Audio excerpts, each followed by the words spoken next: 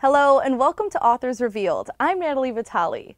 Today I sit down with Emily Giffin, author of First Comes Love, the story of two sisters going through life's changes together.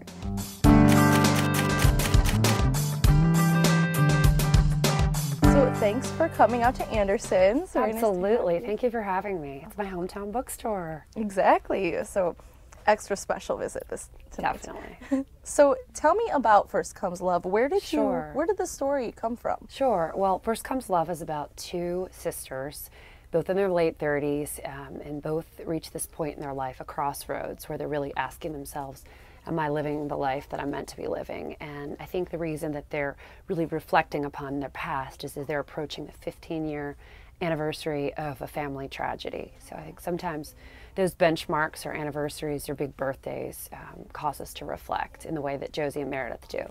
Why did you want to take on the complex relationship of sisters? Well, I think maybe even the better question is what took me so long, because it's 8 books that I've never really explored. This is my 8th novel published, 9th that I've written, and I've never really explored this relationship. And I have one sister. She's 1 year older. We grew up here in Naperville together. We're so close. And I love sister stories. So it's, in a way, it's surprising that it's taken me so long. But it was so much fun to explore that dynamic. It comes off as so real because I have a sister as well. You do? And she's Are you older? I'm the older one, Okay. yes. And she is definitely more the wild child. But your books... Could you relate to Meredith? Oh, definitely. Yeah. Meredith, and then she was totally a Josie. From the first question, chapter. are you a Meredith or are you a Josie? They are different. First chapter, I was like, my sister is totally a Josie, and then it makes me a Meredith. Yeah, exactly. Has to, right? Exactly. So, as I was kind of saying, your books just resonate so realistically with women, and how do you channel such an honest voice in your stories? Well, thank you. That's such a compliment. I just try to create realistic, relatable, layered women characters, female characters and male characters. Of course, there's 4 men in this book. I feel like I'm kind to my male characters. I don't do any men bashing, guy bashing in my books. Some of my favorite characters have been men, but I think that we're all basically good people. Right. For the most part, and yet we're capable of making mistakes and hurting those we love and searching for forgiveness and wanting a do-over and just making mistakes and messes out of our lives. And this is what happens to my characters. And what I hope happens as the reading experience, the readers find empathy for these characters in spite of their mistakes, because that's, I think, what we do in real life. Right. I'm sure your sister's made her share, right? Exactly, and I have too. And you have too, and yet you still love her, you forgive her. You are just constant works in progress. So. Exactly, and our relationship changes and grows from that. Absolutely, so, but it's just so easily to relate to the characters in your book, even with something borrowed. It was like a horrible situation, but it's pretty horrible.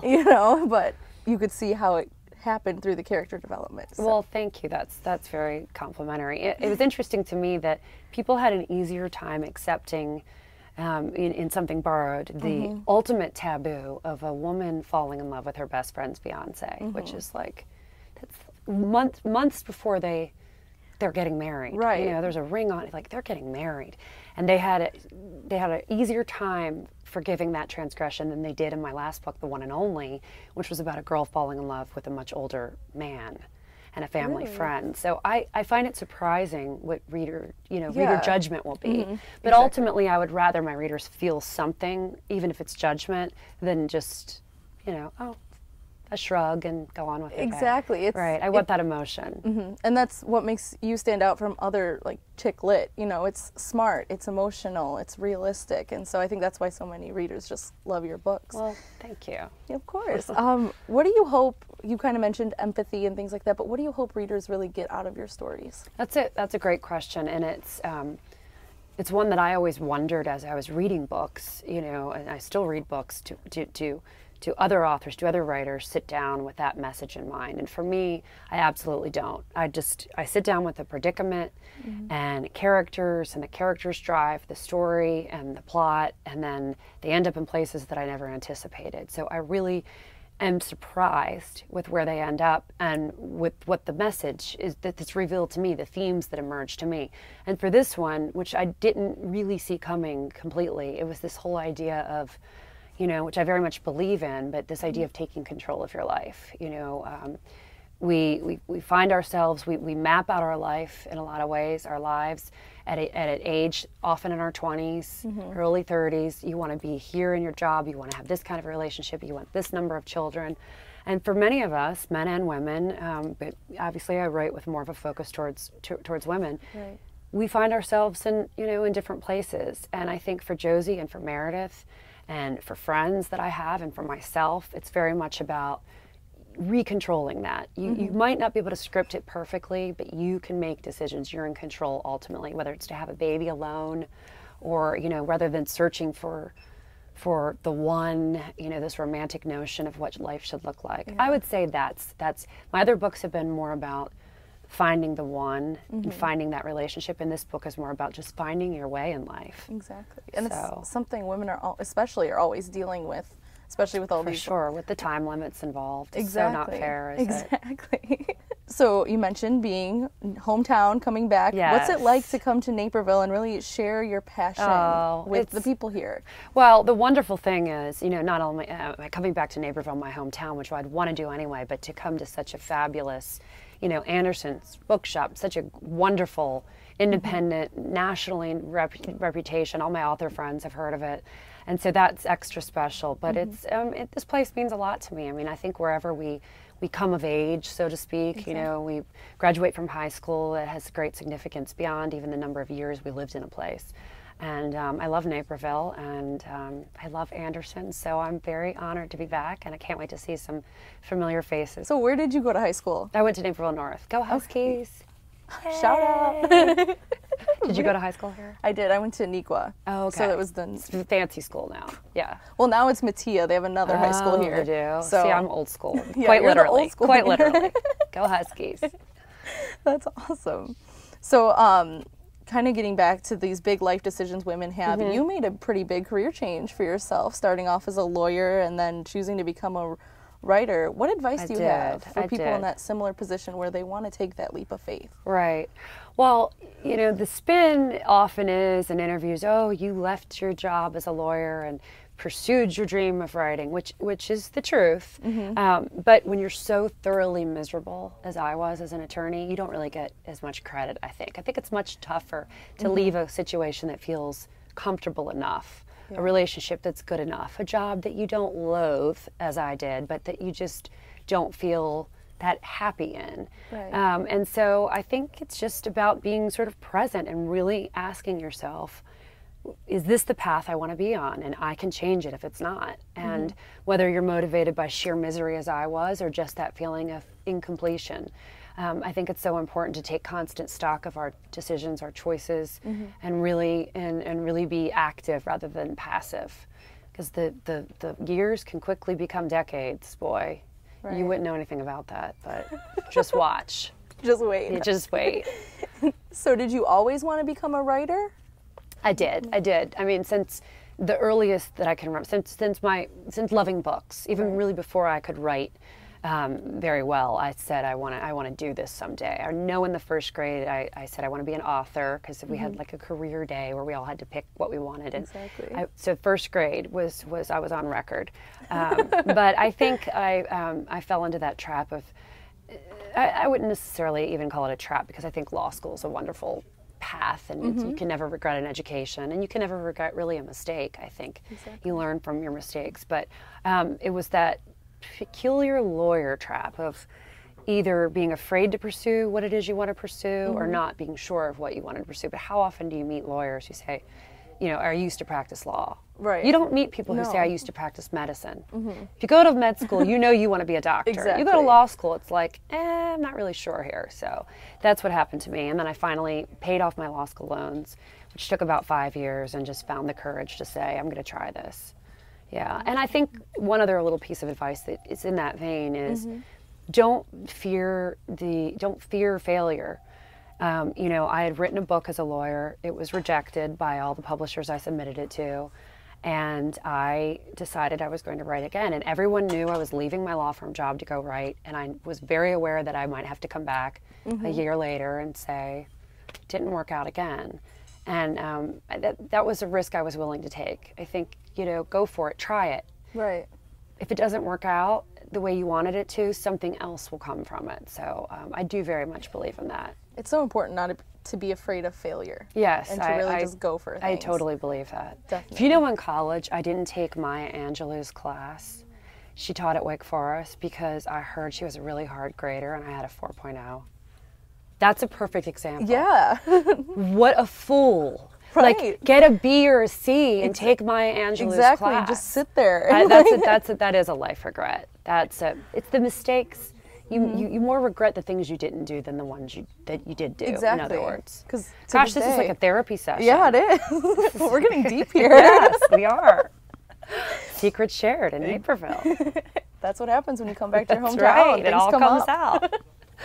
So, I was doing my research and found that First Comes Love is in talks to become either a movie or a television show. Yes, you very thorough research. That was good. Had nothing to do with me announcing it on the Today Show, did it? I didn't have to do much The research, producer but... said, you know, of the movie, they said, well, let's just wait. And like, my agent said, let's wait and make until everything in the contract is signed and we can make this announcement. And I said, oh, okay. And then 2 hours later, I went on the Today Show and said, wonderful news. Hoda. So it has been optioned, and we are very soon to like a formal announcement. But it's Black Label Media is the production company. Wonderful group of people. Two of the sisters, the two main producers, Rachel and Molly, are sisters, and they were producers on Something Borrowed and executive producers for Something Blue. So I know them well. I trust their taste and their judgment around casting and scripts, and so I know whatever they decide to do with it will be great. And hopefully they'll ask my opinion along the way.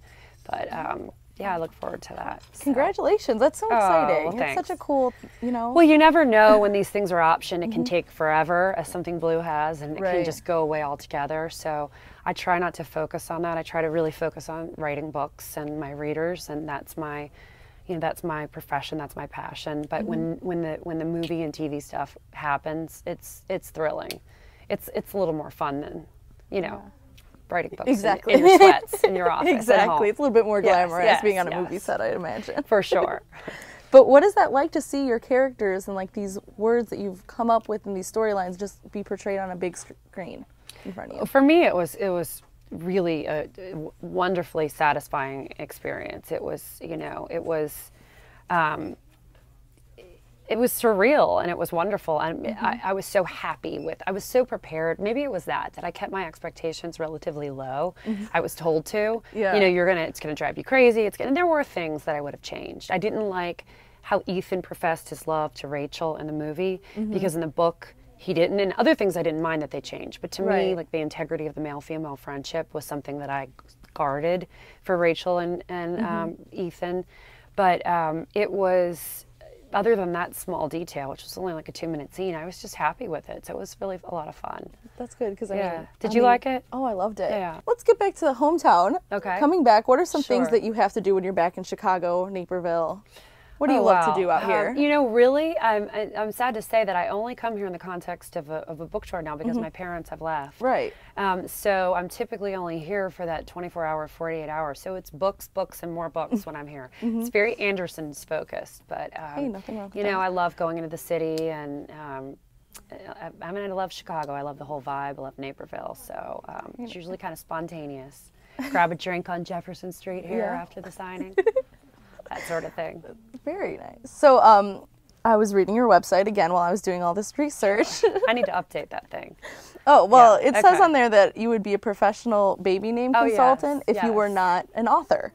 Well, if I'm practical about wages and earning a living, I would be a therapist, because I think I would be very good at, I know I'm good at that. Like my friends and my cousins and family members and call me, and I love to dissect their problems and analyze them. Probably better than I am with my own. Maybe that's the case with all therapists. But I say that because that's the most fun I have, naming babies and characters in books, which I use a baby name book for that. So that's a lot of fun, picking out the names. What's the process It's like you don't have to be pregnant, but you still get to name. Yeah, you get to have all these names just thrown out. Yeah. So what's that process like? How do you pick a perfect name for a character? You know, you just know it when you see it. It really is that feeling. Like Darcy, isn't that a perfect name for her? Yeah. And It's like, yeah, just, I had the type in my head, and at that point it was just a type. She wasn't as fully fleshed out as she became at the end of Something Blue, but I just looked through the pages and like, she's Darcy. And then you try not to have the letters start with the same, you know, like the two main characters, you don't want them, except Darcy and Dex, that went together, but that was purposeful. Right. But, Meredith and Josie seemed, and you always want to pick names if they're in the same family that sounds like the parents could have, so Meredith and Josephine, I think, kind of go together. Right. So it's, you know, it's sort of like casting. When you watch a TV show and the siblings don't look alike, you're like, you can't get away from that because they don't look like they could be siblings. So you shouldn't have in one family Margaret and then Candace. Right. They don't go together. Traditional and trendy, new. Exactly. Yeah, girly and so do you write the like character descriptions before you pick their names, or do you have like an idea of just in my head? The name comes first. Okay. Very cool. Yeah, the name's always like first. It's sort of like mirrors real life. You name the child. And then they kind of embody their name. Exactly. Like my daughter is a Harriet. She's such a Harriet. So I don't know. What if I named her Candace? She might be a whole different person. But. Possibly. What is on your summer read list? So let's see. I have so many that I've been talking about. Lee Himes' book, The One That Got Away, is a really fun read. I've heard a lot about that one. I love Alison Wynne Scotch in 20 years. She's a good friend of mine and a great writer. There's a book by Julia Claiborne Johnson. It has Frank in the title. It's like To Be Perfectly Frank or Be Frank with Me. That's what it's called. Okay. Love it. It's about a precocious 10-year-old and an unlikely relationship with a caretaker and a famous author mother, and it's very quirky, and I just think I think it's a debut novel. Okay. Rumaan Alam has a book called Rich and Pretty, which is a great title. It's about sort of friendships as they bridge the gap between the 20s to the 30s. And I think that's fascinating to see how friendships can weather transitions in our lives. And so I'd recommend that one. And of course, Curtis Sittenfeld's Eligible. That was sort of a spring read. I've read that, but it's still a great choice for people who are looking for it's a modern day Pride and Prejudice. Is that good? Cool. Yeah, that's really good. Okay. That's a great list. Okay, great. And then tell me what you've learned most about yourself through writing for so long. You know, one thing I've learned is just a simple matter of, the writer's block it haunts you. It haunts you. Staring at the blank page and starting your next book never gets easier. And I really think it's been harder each time because you have that pressure of wanting to make your readers, I feel, it's that enormous pressure to make my readers happy, to always write a book that's at least as good as the last, and you want to get better, and you want for readers to always connect with the new book in a way that they might not have with another, so that no one's saying, oh, I only like her old stuff. Some people might, but then other people say, well, I love this book more. But that sort of pressure that you can put on yourself can be paralyzing, and you can spend a lot of time, and I have, panicking. And so I think probably one of the things I've learned is I'm always going to feel that pressure no matter how many times I write a book. I'm always going to have writer's block and feel that frustration and rage that comes with, that feeling of like, oh, I hate the self-loathing and just self-doubt. And I think that's a part of writing. Yeah. For me anyway, and I've learned to embrace it and know that it's part of the process. It'll pass. The story will come once the characters are named, and everything will be okay. So, great. I guess that's what I've learned. Thank you for being having with me. us. It's great to be here. What a fun conversation with Emily Giffin, author of First Comes Love. You can pick it up today. Thanks for watching Authors Revealed.